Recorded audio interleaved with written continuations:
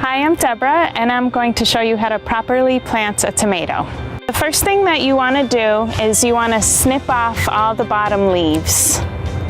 This will allow you to plant the tomato more deeply because roots are going to grow all along the stem, and that's going to make for a stronger plant. And then you want to take it out of the pot, and you want to untangle some of the roots and place it in the hole. Fill it with some of the soil and then add some fertilizer. Now press down to get rid of any air pockets.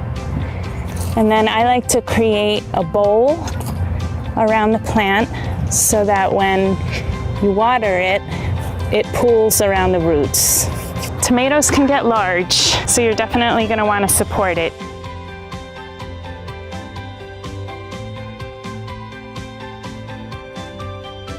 Make sure to water it well.